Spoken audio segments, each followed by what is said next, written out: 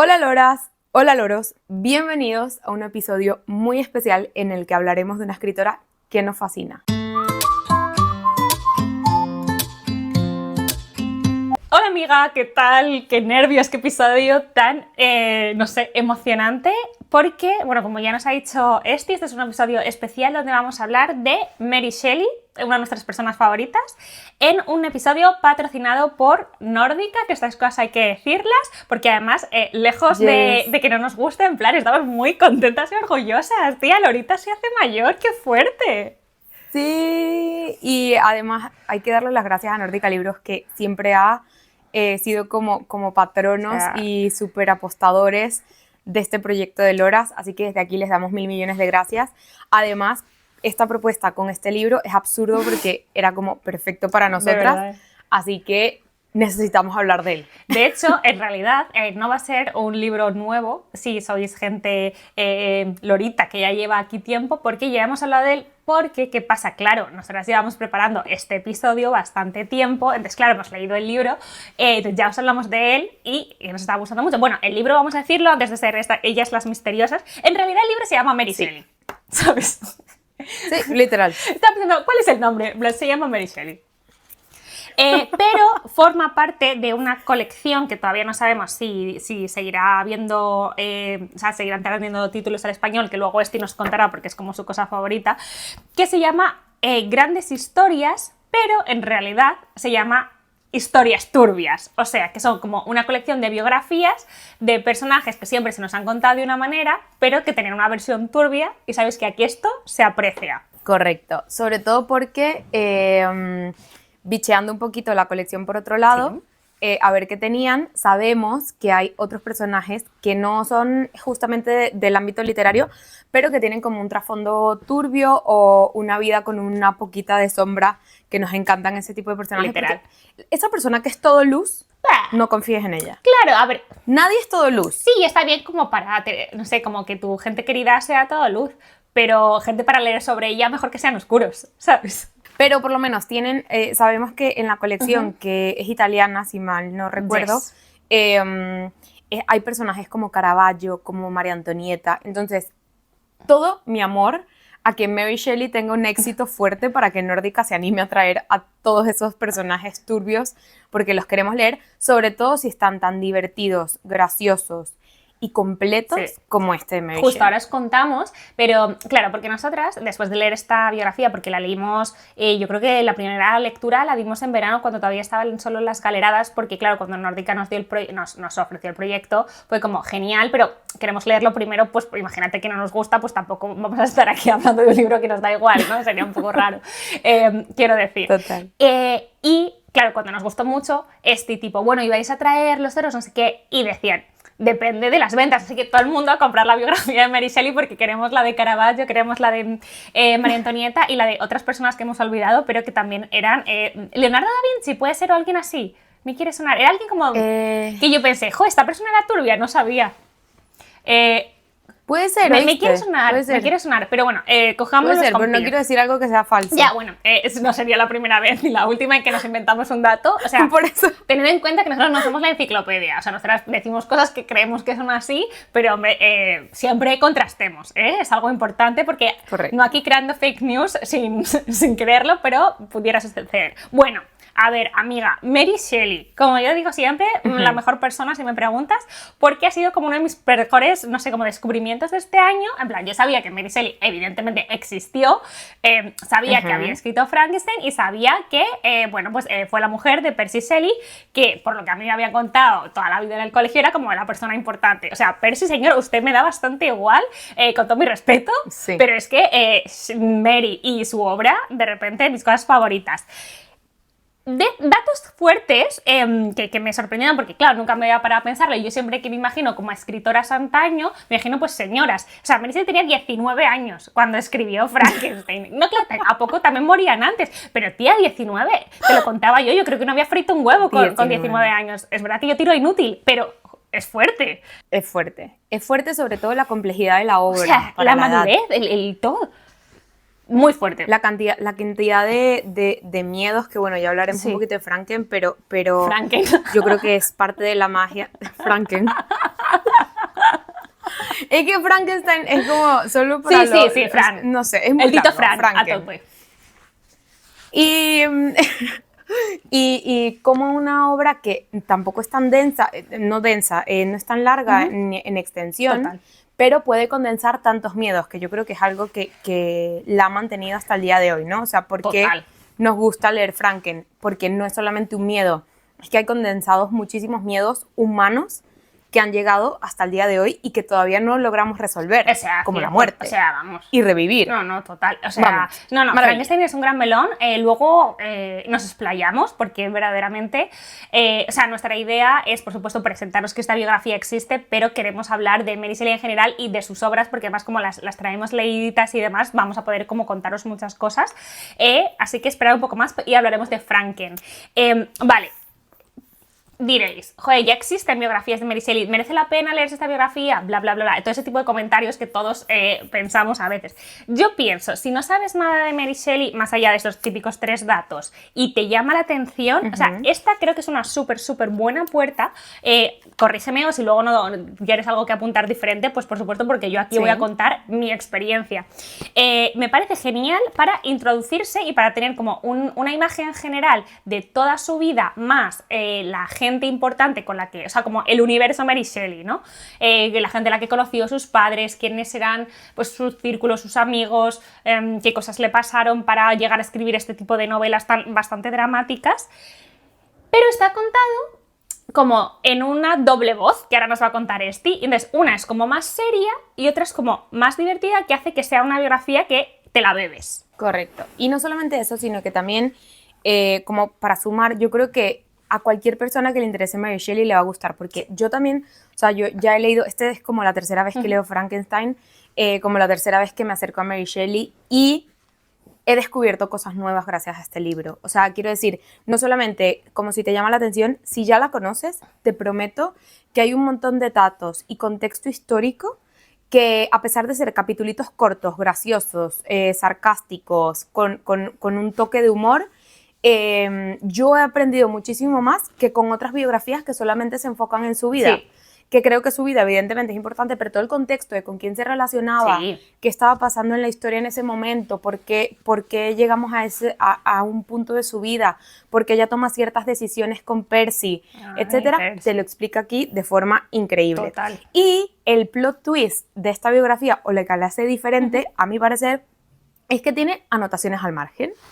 Pero no son anotaciones al margen como de datos curiosos, sino que son anotaciones al margen graciosas, chistosas. Por ejemplo, en un momento habla de Percy Shelley, el que terminó siendo marido de Mary, y dice, la reputación de su marido poeta, y está tachado marido poeta por traidor asqueroso. Por lo que sea. Por lo que, si queréis saber qué hizo, leer el libro. Exactamente, por lo que sea. Y entonces tiene todas estas anotaciones que hacen que cada capítulo, que son súper cortitos, o sea, por ejemplo, mira, este es una paginita, ¿vale? Sí, son una página, 2 páginas como máximo. Correcto.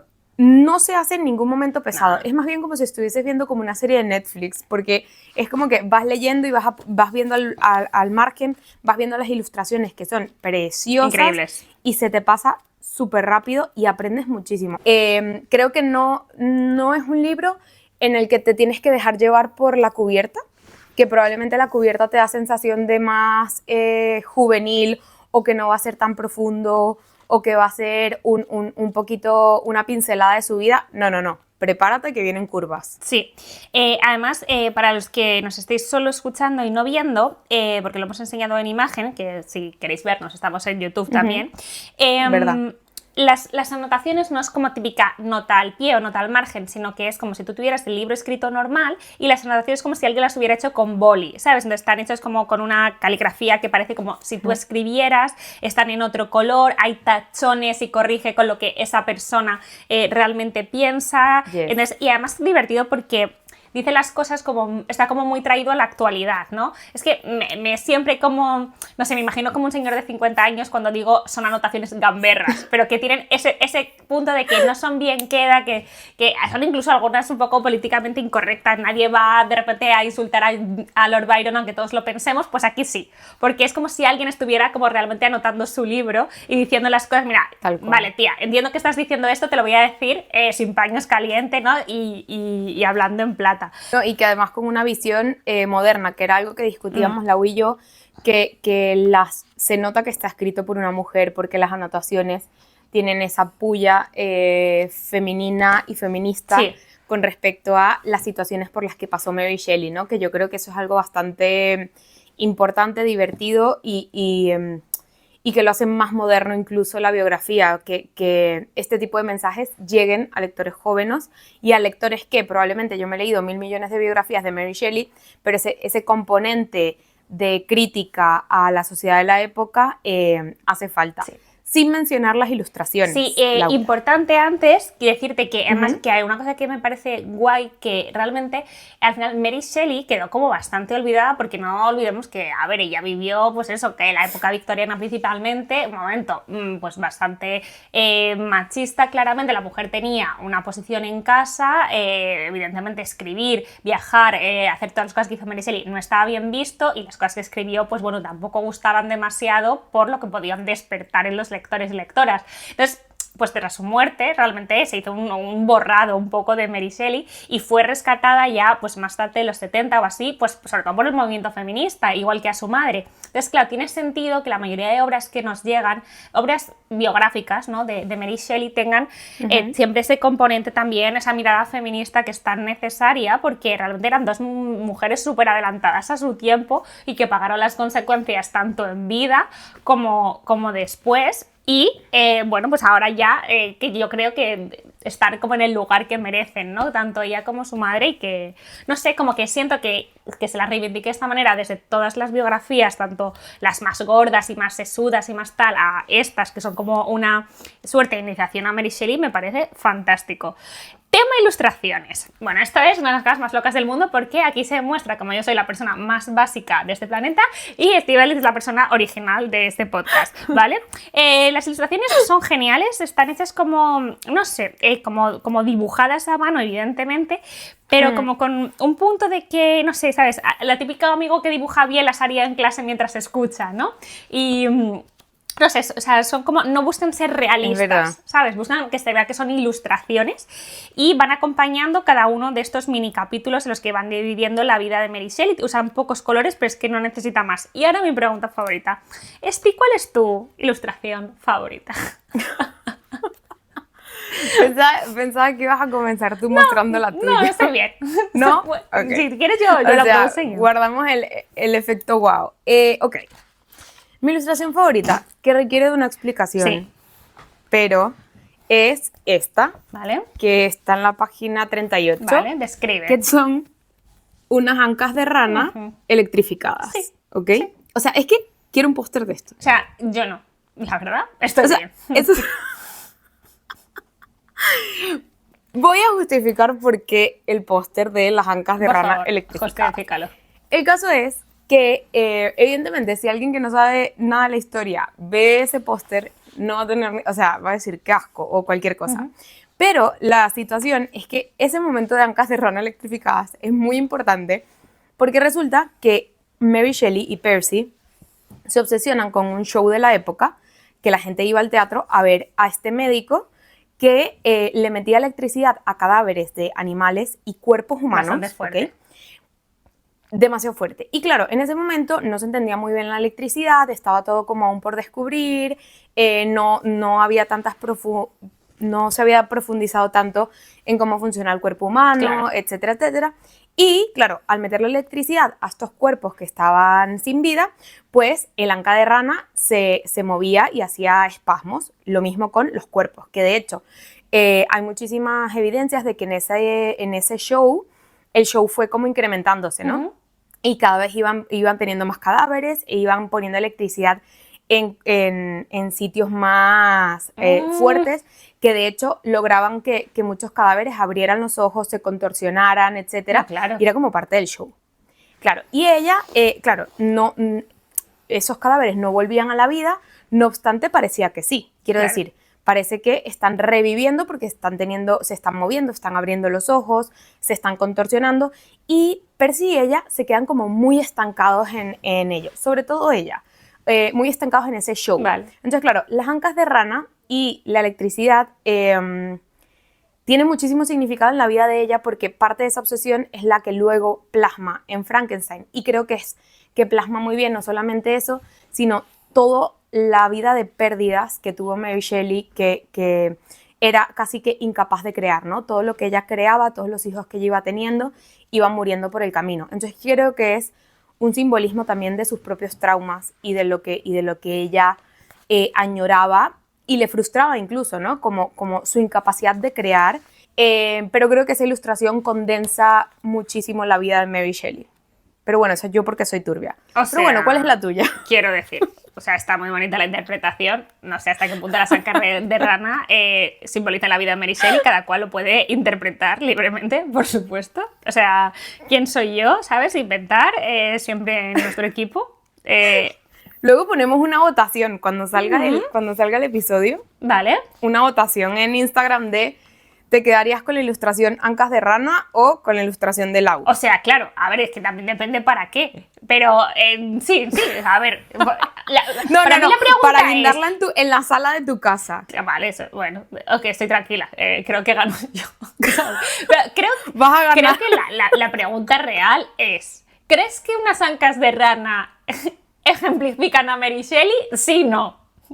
¿Sabes? Electrificadas, sí. Entonces ya, pues, adelante cada cual, pues, con lo que piensa en Mary Shelley, ¿vale? No Franken, no ninguna otra cosa, las ancas, muy bien. No, pues mi ilustración favorita es la cosa más fácil de la historia, una cosa que me parece bonita, que yo sí colgaría en mi salón, que está en la página 56, Ajá. que es el primer encuentro de Mary Shelley y Percy Shelley, que me gusta mucho porque sale una estantería de fondo genial, ¿sabes? Eso es la verdad. Ya. En plan, ellos, sí, es bonito. En plan, ellos están bien y me gusta, ¿no? Que justo para esta ilustración además haya elegido que sea de las de blanco y negro, de la de no meter un toque de color, porque me parece que ahí sí que hay también como la ilustradora hablando, ¿no? Y adelantándonos un poco de ese momento que el texto que está diciendo que es muy importante, que es cuando se conocen, que tuvieron pues eso como una conexión muy fuerte desde el principio, pero luego sabes que aquí no va a haber color, esto no va a ser todo de color de rosa, más bien va a ser todo bastante grisáceo, especialmente para la buena amiga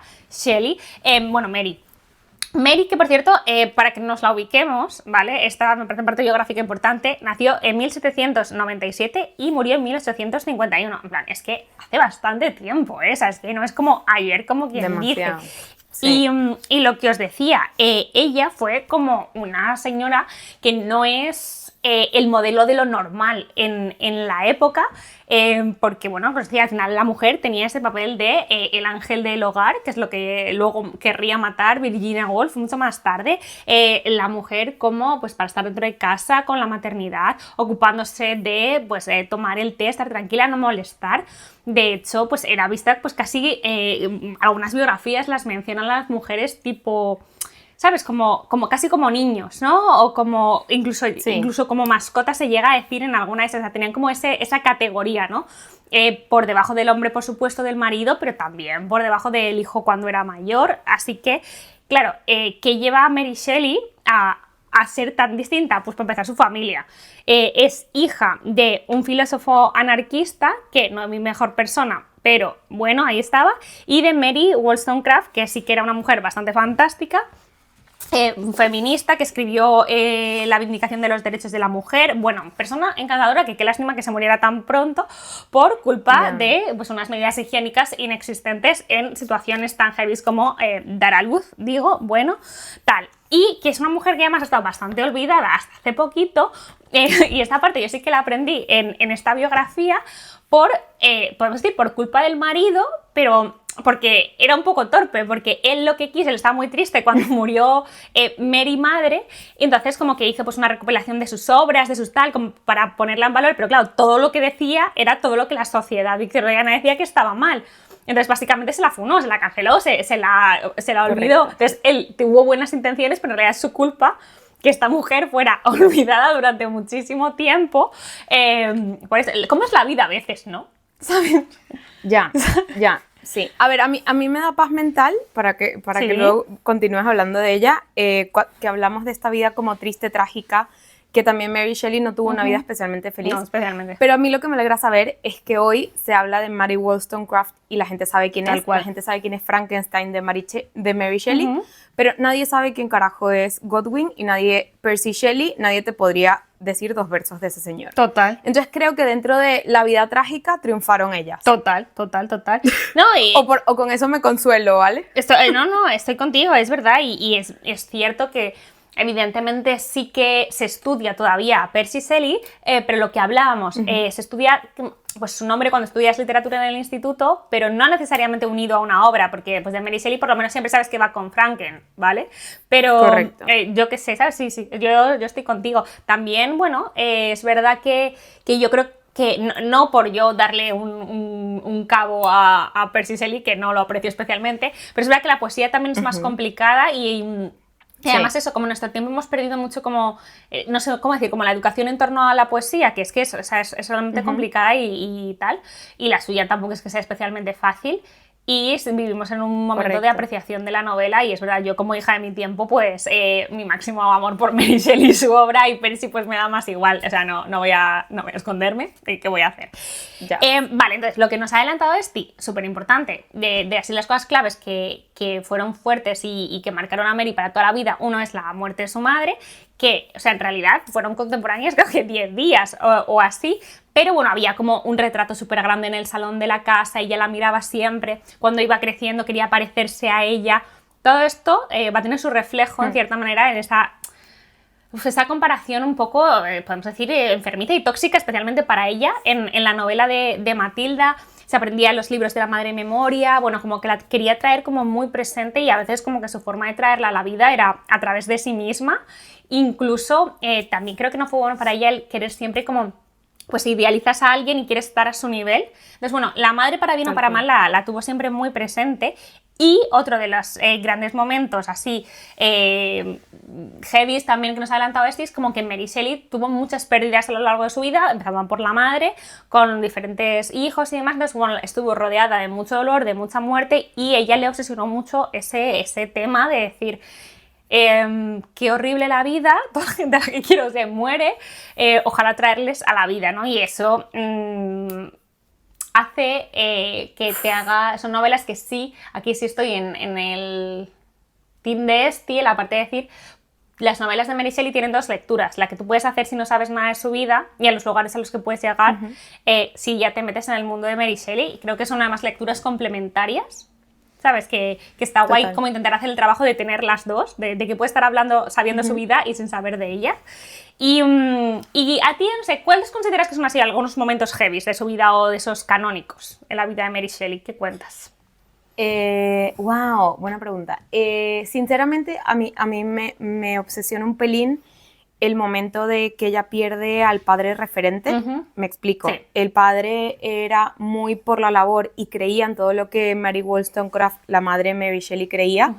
Y una vez que esta fallece, este señor se ve endeudado hasta el cuello y se ve obligado, ¿vale?, a casarse con una vecina que es totalmente convencional y que rompe completamente con la estructura de la casa que ellos venían trayendo, porque ellos venían como un poquito más modernos, que no les importaban nada las tradiciones o no se casaban o tal, y de repente este señor, que era como un referente brutal de eso, de anarquía, de vamos contra el sistema, etcétera, etcétera, se vuelve este señor del hogar, y esta señora viene y lo primero que hace en su casa es votar a todos los empleados y traer nuevos empleados de ella. Entonces Mary Shelley se queda de la noche a la mañana con una nueva madre, y la gente que la había criado hasta esos momentos, criados, amas de llaves, etcétera, etcétera, desaparecen completamente de su vida.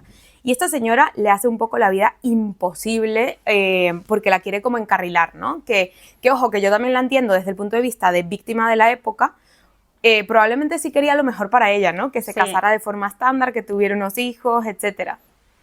Pero terminó haciéndole un daño. Y dentro de este daño, algo que me sorprendió, que yo no sabía y aprendí con este libro, es que cuando ella huye con Percy Shelley, que estamos enamorados, no huimos, bla, bla, bla, ella va y los persigue, bueno, es que y los trae de la oreja. Genial. Yo tampoco lo sabía. O sea, yo eso no lo sabía. Sí. O sea, sí sabía que tenía una mala madrastra, pero no al nivel de, ¿cómo que se han escapado? Pues voy a por ellos. Y esa señora, que no es ni su hija ni nada, se monta allí en un burro o un caballo, no sé en qué rayo fue, y se fue a buscarles como a los hijos rebeldes y de vuelta a casa. Sí, sí, bueno, al menos lo intenta, desde luego. A mí me parece que esa pobre mujer ha pasado a la historia que me hubiera gustado como escuchar su versión de los hechos, ¿sabes? Porque a mí me parece que ella no es tan mala. Para mí siempre, a ver si jugamos a que haya buenos y malos, el que me parece terrorífico es Godwin, es el padre de Mary, por lo que decías, porque cuando tiene este segundo matrimonio, también, bueno, pues la visión de Mary es de que ya está completamente abandonada, pasa de ser casi pues la hija favorita, la niña de los ojos del padre y demás, a él tiene pues hijos con la nueva mujer también evidentemente no, pero la nueva mujer pues tira por sus hijos para que ellos tengan un buen futuro, pues le da más igual Mary en principio, y les pasa también un poco a la historia como la mala, pero bueno, hay como una mala gestión de esa familia, y el resultado es que al final pues la historia cuenta que Mary Shelley iba todos los días ahí, o siempre que podía, al cementerio, a la tumba de la madre, estar allí. Coño, que es que aquello no puede salir bien, amiga. No sé, mirar a la niña que no esté todo el día en el cementerio. No sé, hablemos con ella. Igual Disney ha hecho mucho daño con la palabra madrastra. Bueno, también, ¿no? Que yo total. creo que... Total, es que de hecho yo me acuerdo en el colegio, o sea, no sé por qué, esto es como, creo que es el día que aprendí esto, entonces como que de repente se me quedó grabado en la infancia, pero, o sea, en la memoria, pero igual teníamos 6 años, o sea, no sé qué estábamos haciendo, entonces como la profesora decía tipo, ¿pero qué es madrastra? ¿Qué es una madrastra? Entonces todo el mundo, una señora mala, se casa con tu padre y es mala, y claro, y yo recuerdo el momento de la profesora decir, no, o sea, no tiene esa connotación, simplemente significa... Pues cuando no está la mamá, el padre se casa y la persona que ella es madrastra, igual que padrastra. Claro, pero si todos tus referentes de madrastra son terriblemente, en plan, Cenicienta y demás, pues evidentemente pues piensas cosas. Y esta pobre señora, bueno, no sé, yo creo que ni santa ni demonio, habría que conocer su versión. Exacto. No, completamente, pero da buenas completamente de anécdotas, acuerdo. la verdad. Lo que sí sabemos es que Mary la detestaba. Claro, a ver, claro, como cualquier buena adolescente, todavía. Tía, cualquier buena adolescente rebelde, al final, claro, ¿contra quién te rebelas? Contra lo que tienes en casa, pero esa buena señora, yo me imagino que estás queriendo tener la casa limpia, las cosas tranquilas, no sé qué, no sé cuántos, tu marido no hace más que gastar el dinero y llega más deudas, y aún por encima, la niña se echa de novio al poeta loco que llega todos los días de absenta hasta arriba, te vomita el salón cada 2 días, mira señora, correcto. Y a esa señora la quiero un poco, también te voy a decir, es que pobre. Eran los rebeldes de la época, y que esto es un punto clave de la historia.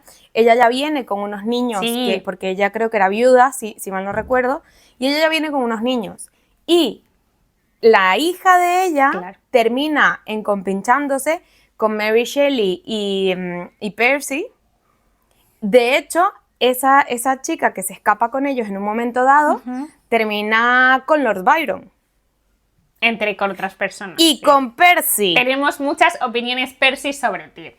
Sí, a ver. Y con Percy. De pronto la más groupie, ¿no? En el mejor sentido de la palabra, porque sí, a esa pobre la invitan a los eventos y ella tiene unos planes y intenta hacer cambiar a un señor que no va a cambiar, pensando que, yo qué sé, si tienen una niña juntos y no sé qué va a cambiar, pues a Lord Byron lamentablemente no le cambias, porque también para darle de comer aparte, ese buen señor. Y hablando, ahora que se ha abierto de esta de la hermanastra, Lord Byron, Percy, amiga, cuéntanos qué pasó en Villa Diodati, que me parece una cosa importante. Total. Villa Diodati, bueno, está muy bien explicado aquí, pero vamos a dar una pincelada, aunque la mayoría de las personas ya sabe todo el tema de Villa Diodati. Básicamente Villa Diodati era un Airbnb de la época. Tal cual, es lo que era.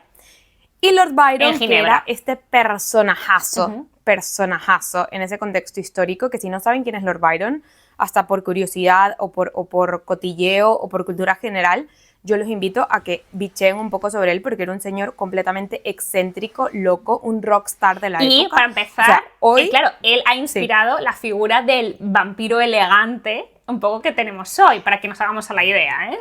Aquí decimos. Exactamente. El vampiro de Polidori, que nace esa noche terrible de Villa Diodati, está inspirado en Lord Byron. O sea, ahí pero bueno, ahí hay mucho cotilleo que desgranar. El caso es que Lord Byron alquila Villa Diodati y le dice a sus compis, vénganse a pasar el verano para acá, que tengo un casoplón y bueno, nos la vamos a pasar pipa, aquí va a haber opio, láudano y todos sus derivados que estén conocidos por la época. Buenas. Ellos no le hacen asco a nada. Pues resulta que le llaman a ese año de Villa Diodati, le llaman el verano sin sol, me parece, o algo así se llama. Sin sol. No, el año sin verano. El año sin verano, perdón. El año sin verano, sí, porque resulta que les llovió todos los santos días. O sea, ellos que pretendían ponerse al sol, achicharrarse, un poquito de bronceador, eso no ocurrió, se quedaron encerrados dentro de la casa. Y ahí se propone el juego, que lo propone Lord Byron, supuestamente, o lo que dicen las cartas que se han mantenido hasta la época, que dice, mira, pues vamos a hacer un juego. Vamos a ver quién puede hacer el relato de terror que no hayamos oído hasta la fecha, lo más terrorífico posible. Sí. Entonces, de esa noche, yo creo que las más importantes o las dos más rimbombantes es este vampiro de Polidori, sí, que es el primero, a pesar de que a todo el mundo le viene a la mente Drácula. Bueno, ahorita no estoy segura si es el de Polidori o el de Carmila. Que la figura del vampiro existía como tal, pero claro, como una cosa ya folclórica que era como más como casi como un animal, una bestia. Y que acuña el término y el vampiro que conocemos a día de hoy, por decirlo de alguna manera, ¿no? Porque en Carmila hay un vampiro, pero no es este ser deslumbrante como Drácula que atrae. Claro, todo eso es después de Polidori. Porque al final se inspira en Lord Byron, que era su médico, y tenía una relación pues bastante chunga con él, porque Lord Byron, como para aguantarle, si me preguntas, no tenía que ser fácil, ¿eh? Probablemente Polidori era la víctima. Pero bueno, de esa noche también tenemos Frankenstein de Mary Shelley, que yo creo que es el gran ganador de la noche. Obvio. Dentro de esto. Pero bueno, esto lo explica muy bien el libro, así que tampoco te quiero desgranar absolutamente todo, porque creo que está curioso que tú mismo te adentres en ese año sin verano con ellos en ese Airbnb. Y de hecho, nosotras, o sea, justamente este y yo que leímos con el Patreon de Loras Franken este año para Halloween, este y yo lo leímos en la edición de Nórdica, que es la edición del 31, porque es verdad que Frankenstein hubo varias ediciones, y es interesante porque trae un texto que escribió Mary Shelley para esa segunda, o sea, para esa edición revisada, donde también te explica un poquito y entre que crea más mito y desmitifica, ¿no?, otras de las cosas de esa noche. Entonces, si os interesa un poco conocer el origen, o el que ella cuenta, o le interesa contar, que es el origen de Frankenstein, también está muy guay ese texto introductorio, porque, bueno, claro, al final, cuando te cuentan algo rápido, es como, la noche que surgió, o sea, que se escribió Frankenstein. Bueno, no. La idea, cuando le vino la idea, ¿sabes? Esa novela no se escribe en una noche, evidentemente, ¿no? ¿Te imaginas? O sea, ojalá, o sea, me encantaría, pero... Sí. Que de hecho, esto también abre otro punto de debate que lo comentamos en su momento. Las ediciones que hay de Frankenstein y cómo hay unas, o sea, cómo la posterior se nota que Mary Shelley dijo, oye, es que aquí me van a dar mucha caña, y ha suavizado muchísimas cosas con respecto a la primera edición. O bueno, eso fue lo que nos fijamos leyéndolo en conjunto, Lau y yo. Claro, porque realmente como que no entendía, claro, lo leímos en grupo y claro, en todas las chicas, este y yo sí que teníamos la del 31, pero había otras personas que tenían de otras ediciones y claro, decían cosas y yo en plan, a ver, no lo habéis leído bien, vamos a repasarlo, claro, y mandábamos el mismo párrafo, todo el mundo en plan, ¿qué? Entonces, bueno, es verdad que como para el grueso de la historia realmente no afecta, pero bueno, que hay detalles que sí que da que pensar el por qué lo cambió, ¿no? Es más... No es tanto lo que es el cambio, sino el por qué. Y vale, ahora que estamos ya hablando un poco de Franken, ¿es tu favorita de Mary Shelley? Es que para mí Franken es demasiado. Es que lo has leído 3 veces, o sea, ¿no? Quiero decir, lo he leído 3 veces y todos los días... o sea, todos los días, todas las veces que lo leo, saco cosas nuevas, pero porque también tengo como un gap de 7, 8 años entre una lectura y otra, y veo otros miedos. Claro. Y creo que también es lo que se refleja de mi lectura, ¿sabes? Que probablemente la primera vez que lo leí solamente vi un monstruo horroroso. La segunda vez que lo leí vi el poder de cobrar vida y qué miedo que alguien tenga ese poder de recobrar vida. Total. Y en esta nueva lectura, ya sabiendo un poco más, por motu propio también, sobre la vida de Mary Shelley, lo que sufrió, todo lo que conlleva su vida, he tenido como otra capa de lectura, no sé si me explico. A pesar de haberlo leído 3 veces, han sido 3 lecturas completamente diferentes. Esta además muchísimo más nutritiva, porque como la leímos en el club de lectura con las Loris, le sacamos muchísima chicha. 100%. Y también pude hacer mucha más transposición de quién era Mary Shelley como persona y qué hay en Frankenstein de ella. Total. Entonces, para mí esta ha sido francamente la más nutritiva. También creo que como lectores vamos madurando en nuestro tipo de lectura. Entonces también creo que estaría curioso incluso leerla dentro de 10 años, a ver qué estilo la lee, ¿no? Sí, yo creo que cada vez que la leas es una de esas novelas que es lo que tú dices, le sacas cosas nuevas, lo mismo que has leído ya no lo ves desde esa posición, en plan, bueno, pues aquí no, o sea, cuántas, no con Frankenstein, pero yo que soy muy pro relecturas, decir, personajes que te encantaban en una época, luego dices, buah, tío, que va, ahora entiendo a la madre mucho más, ¿no? Por decirte algo. En mi caso, Frankenstein fue la primera vez que lo leía esta vez y claro, tengo que decir que yo agradecí mucho que fuera en club de lectura porque lo de llegar a nuevas capas y ver otras miradas y otras tal, para mí es siempre súper, súper nutritivo porque, claro, la primera vez que lees una novela y una novela además así, creo que estás como fascinada tanto por la forma, en plan, cómo está escrito, cómo te está transmitiendo, cómo ves el lugar, o sea, claro, haces todo, pero cuando vuelves a esa misma novela, ya sabiendo lo que ha pasado, de repente, claro, tu cabeza se puede ya distraer de ciertas cosas porque ya lo conoces y de repente te fijas en otras cosas, o incluso tan simple como cuando conoces el final, eres capaz de ver muchas otras cosas por el camino. Entonces, yo personalmente estoy deseando una relectura, no ya, pero sí, me parece un libro para leer y que no te necesitas pasar 10 años para volver a querer leer Frankenstein, ¿sabes? Tiene tanto que en 3 o 4 años, o sea, quiero decir que puede caer. Quiero decir que hay libros que yo qué sé, 1984, me encanta, pero una vez cada 10 años me vale, ¿sabes? Sí, ese hay que dejarlo reposar. Justo. Pero este es como, claro, a mí sí me interesa saber qué es lo tuyo favorito de Shelley, pero creo que es importante el paréntesis, porque lo comentamos también la vez pasada y creo que aporta muchísimo valor. En la edición de Frankenstein de Nórdica, que es en la que yo me lo leí, al principio del libro hay como un teatrillo, ¿lo llamaste tú? Bueno, yo lo llamé... Es que se dice teatrillo, no sé. O sea, yo lo llamé así a falta de otra palabra, porque claro, no es, o sea, claro, son ilustraciones, o sea, es que no son ilustraciones, parece como una... Es lo que hacías en el cole. Sí, parece como un collage, ¿no? Que es una historieta, entonces vas pasando así el libro y la historieta se mueve rápido, van ocurriendo cosas. Yo lo llamé teatrillo, pero porque no se me ocurre otra palabra. Se llama teatrillo. Es un teatrillo, por supuesto. Aquí podemos acuñar términos, no nos importa. Genial. Bueno, en la edición de Nórdica tienen un teatrillo que ilustra para mí demasiado bien y condensa a Mary Shelley, la vida de Mary Shelley y la tristeza de Mary Shelley y cómo tuvo que haber tenido una vida bastante dura, bastante solitaria a pesar de estar rodeada de gente. Creo que pudo haber sido una persona bastante incomprendida para la época y que se veía siempre como... Claro, también se rodeaba de gente que era puros famosos de la época y ella siempre se quedaba un poquito detrás. Incluso ella misma se menosprecia su propio trabajo, ¿no? Como, bueno, pero no es tan importante, bueno, pero para artista Percy o para artista Lord Byron, yo al final he hecho una novelita como buenamente he podido.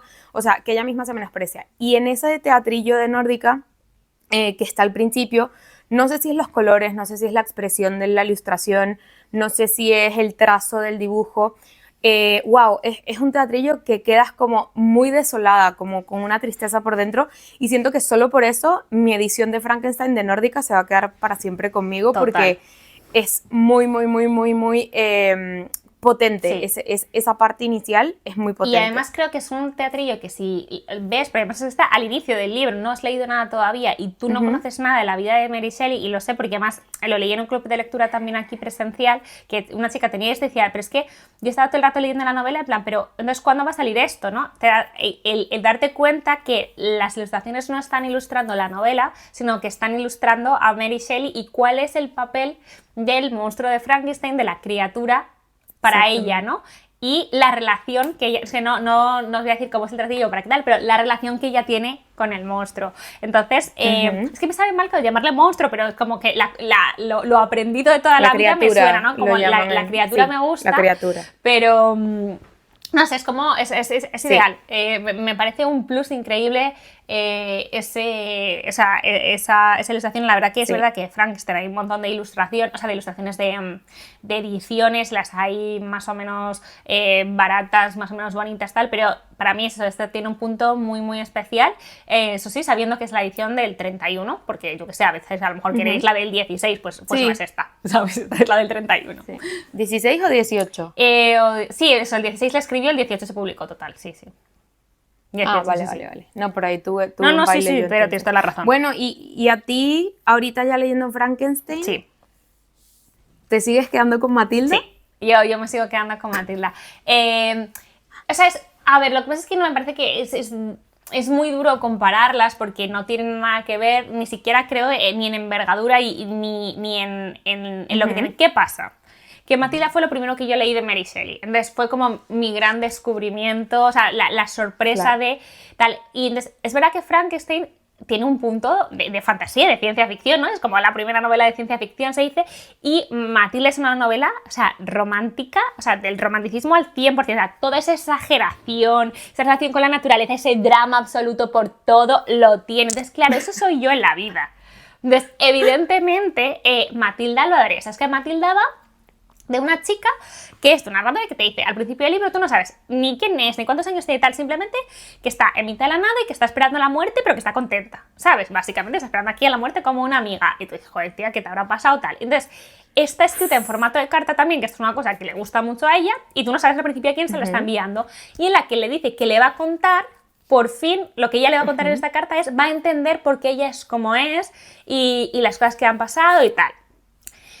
Y entonces hace como un repaso de su vida, que hay bastantes paralelismos con Mary Shelley, de hecho se puede leer en una clave biográfica súper clave, en plan, sale Percy, o sea, tiene otros nombres, sale el padre, sale esa madre porque ella se queda, o sea, igual la madre de Matilda muere como consecuencia del parto, el abandono del padre, bueno, es que está todo, puras coincidencias. Sí, ¿no? O sea, por lo que sea, la gente dice que es un poco autobiográfica, bueno, pero está escrita increíble. Y es verdad, yo también quiero dejar reposar Frankenstein porque también es verdad que lo tengo más reciente. Es verdad que yo creo que Frankenstein es una novela mayor, como objetivamente, no puedo negarlo, pero a nivel subjetivo, o sea, mi opinión de mis gustos, no digo que Frankenstein, o sea, que Matilda sea mejor que Frankenstein, digo que a mí me gusta más.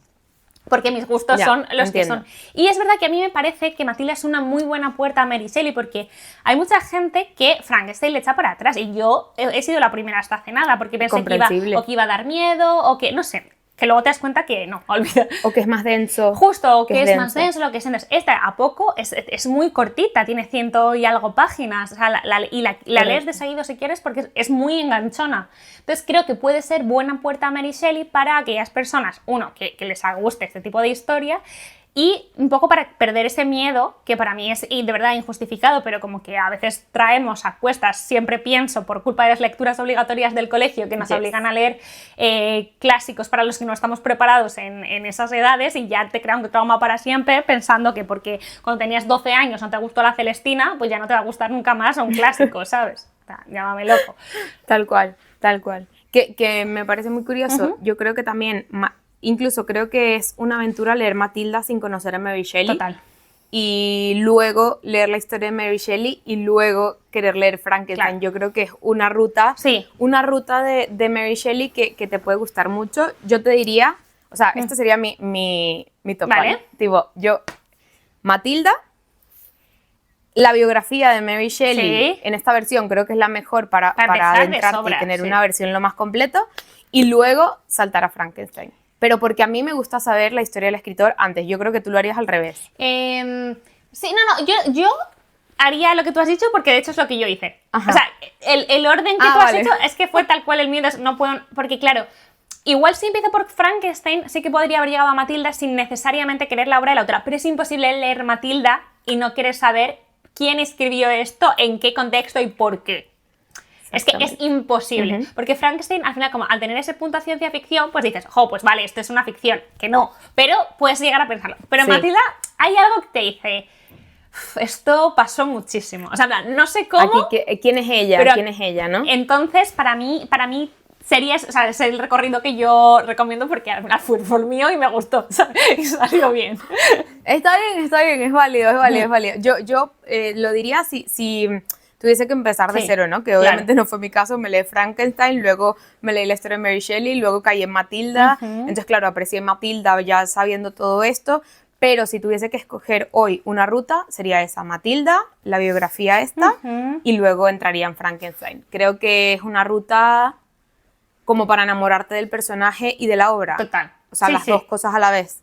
Pero bueno, esa es mi visión. Igual no hay ruta, mi gente. Cada quien lee lo que le da la gana en el momento que le da la gana. Y estamos hablando de estas nosotros que además que no hemos leído, no porque no la tenga nórdica, porque no nos han puesto ningún tipo de limitación. Hay otra novela que no hemos leído, ¿cómo se llama? El último hombre.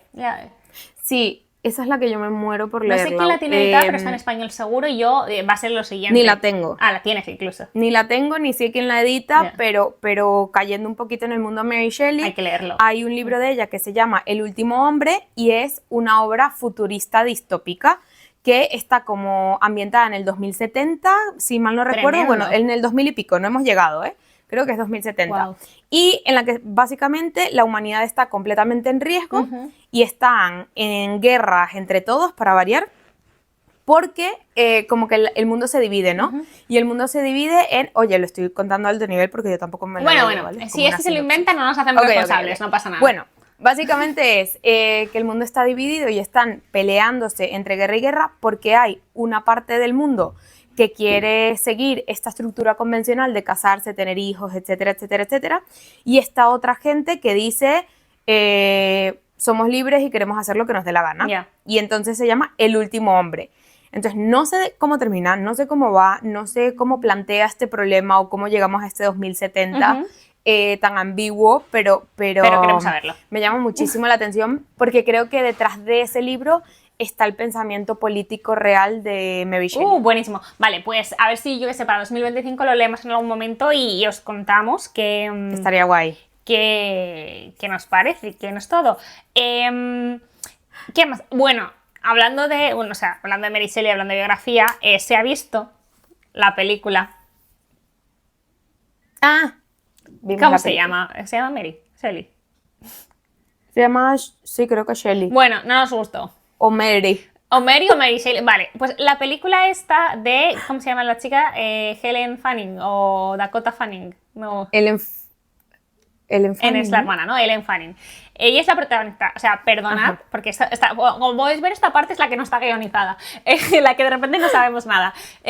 Pero bueno, se ha visto y no se ha apreciado especialmente. ¿Está bonita? Sí. ¿Te da una pincelada? Sí. Se queda cruda. Sí. O sea, se queda cruda a nivel, yo la vi con mi suegra, porque la teníamos aquí para el Cine Lorum, y terminó la película y le tuve que contar toda la historia, porque ella como, ¿y luego? Ya. Entonces yo luego pasó esto, y luego pasó lo otro, y luego y ella así como, ¿y por qué eso no lo han contado? Y yo es que parece que han cogido como un paréntesis de la vida de Mary Shelley y lo han puesto en película. Sí. Pero fuera de ese paréntesis hay muchísimas cosas que para mí son clave para entenderla, para comprenderla. ¿Sabes? Que justo más que nosotras venimos como de estar muy sumergidas en Mary Shelley y la verdad que, claro, la pobre película también la pusimos como en una situación que igual no éramos el público, ¿no? O sea, yo tengo que decir que estéticamente me gustó mucho, por decir algo positivo. Sí. ¿Sabes? Como que la estética es... Y ella es preciosa y el Percy Shelley es tal cual yo me lo imagino. Sí. Creo que está muy bien puesto incluso Lord Byron, etcétera. O sea, yo creo que todo eso está bastante bien, pero claro, cuando se termina te quedas como, ¿qué? Falta demasiado de esa vida. Total. Falta demasiado de la Mary. Sí, no. Demasiado la Mary. Mary necesita como a poco una miniserie. si me preguntas, ¿sabes? Sí. Sí. Daría para todo. Yo creo que HBO o Netflix o algo así deberían sacar una serie de autores. Buah, Hay autores molaría. con unas vidas impresionantes y guionizada por Javier Peña de Grandes Infelices. Y aquí se cierra todas nuestras personas favoritas juntas.